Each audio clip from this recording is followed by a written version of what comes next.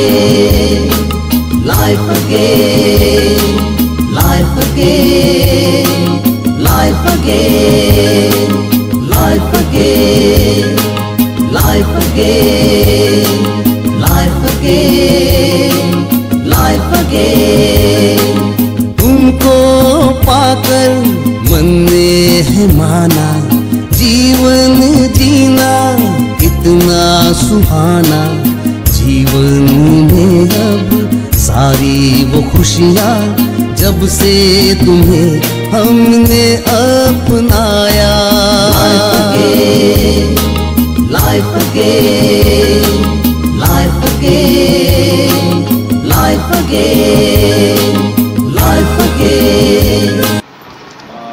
त्यामुळे माझी बहीण आहे इथे, आत्ते बहीण जोमना, त्यांनी मला सजेस्ट केलं की या सेंटरला मामींना म्हणजे माझ्या आईला घेऊन येऊ शकतो. तर आज ती माझ्यामध्ये 4 वाजता बोलली सायंकाळी आणि मी दुसऱ्या दिवशी सकाळी इथे पहिल्या बॅचला तिला घेऊन आलो. मी विचारलं की पहिला प्रश्न आपोआप येतो कुणाच्या मनात की किती पैसे लागतात तिथे. तर तिने सांगितलं काय पैसे नाही लागत तिथे. मी काही तिला डिटेल विचारलं नाही. मी दुसऱ्या दिवशी आईला जेव्हा इथे घेऊन आलो आणि इथे नंबर लावला आणि मला आता मॅडमचं नाव नाही सांगता येणार, तिथे बसलेल्या होत्या शीतल मॅडमला मी पहिला प्रश्न केला होता की हे सेंटर चालतं कसं, कारण जर फ्री ऑफ चार्ज असेल तर चालतं कसं. त्यांनी मला थोडक्यात काय ते सांगितलं. नंतर माझ्या आईला माझ्या मते 13 ते 14 दिवस सलग ट्रिप जे आपण घेतो रोज 45 मिनिटे तसं दिल्यानंतर माझ्या आईला खूप म्हणजे मी बऱ्याच ठिकाणी मोठ्या मोठ्या दवाखान्यात घेऊन गेलो होतो, आयुर्वेदिक उपचार केले होते, घरगुती उपचार केले होते, पण काही फरक पडत नव्हता. पण माझ्या असं लक्षात आलं की अगदी 3ऱ्या दिवशी ती मला म्हणाली, मी घरी तिची रोज पर्सनली विचारत होतो की 3 दिवस झाले 2 दिवस झाले तुला काय वाटतंय का, फरक वाटतोय का. तर ती मला पहिल्या 2ऱ्या दिवशी मला थोडंसं हलकं वाटतंय असं म्हणाली. 2ऱ्या 3ऱ्या 4थ्या दिवशी तिचा प्रोग्रेस मला तिच्या तोंडून ऐकायला आला की हो हो मला जरा बरं वाटतंय. तिच्या हातापायाला मुंग्या येणे, तळपायाला मुंग्या येणे, तळपायाची पोटऱ्यांची आग होणे, डोक्याची आग होणे, हे सगळं काही गुडघे दुखणे आणि कमरेत ती ऑलरेडी वाकलेली. 12 ते 13 दिवसात मला तिच्यात एक 5 ते 10% फरक जाणून आला. नंतर मग मी हा बेड संवाद साधून यांच्याशी हा बेडच घ्यायचा प्रयत्न केला आणि त्या प्रयत्नात मी घेतला तो हळूहळू पैसे देऊन घेतला मी.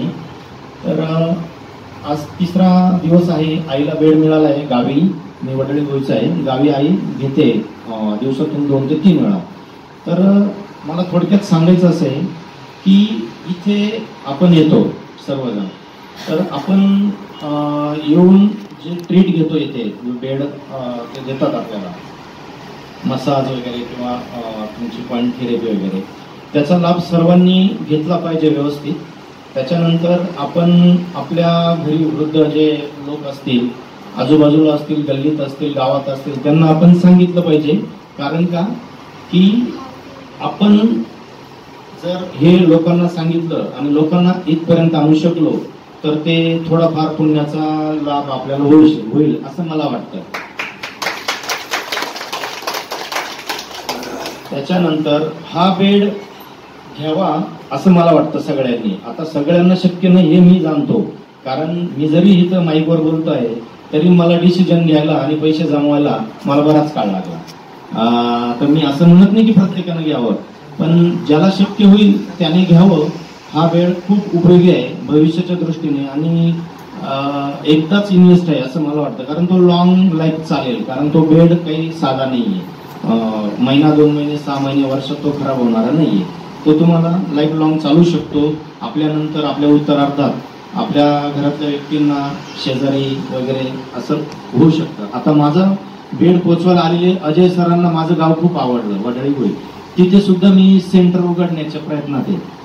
अजय सरांना मी सांगितलं, अजय सरांना ते एक पॉईंट ते शोधतच होते.